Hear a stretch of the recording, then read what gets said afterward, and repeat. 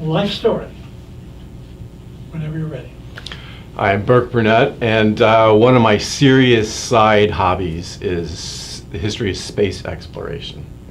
So I'm just old enough to remember the last 3 Apollo missions. So I was really into it when I was a kid, and then I sort of forgot about it when I was an adult. About 10 years ago, I sort of rediscovered this interest when I saw this documentary. And then I discovered there are events where you can go and actually meet the surviving Apollo astronauts. So I think 2011, I went to my first one, and I knew I was going to meet Neil Armstrong. And so I met Neil Armstrong. And I'm not usually someone who gets nervous meeting someone, but I will confess I got a little tongue-tied when I met Neil Armstrong the first time. So I pretty much just, hello, Mr. Armstrong, very nice to meet you. And then I totally blanked out. I didn't have any sort of follow-up question. So he just sort of looked at me and nodded and shook hands with the next person. Then I went to another event maybe 2 years later, and I knew I was going to meet Neil Armstrong again. So I thought for the month prior, what am I going to ask Neil Armstrong?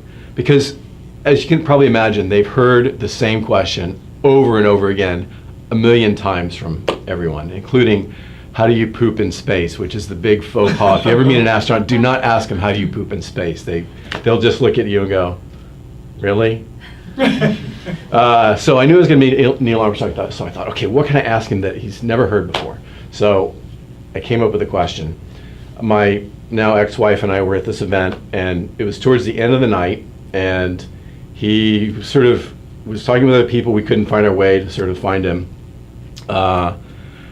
He went into one room, and he came out with just his bodyguard, and it was towards the end of the night, so we knew we didn't have much time left, so we sort of pounced. And it was just me, my ex-wife, his bodyguard, and Neil Armstrong. So I had about 3 minutes to talk to Neil Armstrong. So I said, Mr. Armstrong, I live in Hawaii. This time I wasn't nervous. I live in Hawaii, and I know you guys trained in Hawaii as part of your geological training. I said, of all the places you trained in Hawaii, Arizona, Oregon, Iceland, all these other places. Of all the places you trained, what was the most helpful when you were actually on the moon? And he looked at me with what I can only describe as a Clint Eastwood.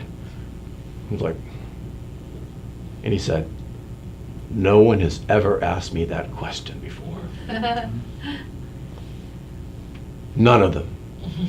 It was the moon. So I thought, yes.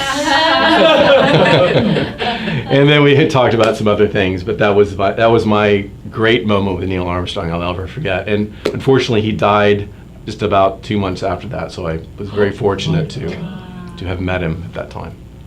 Thank you, Burke.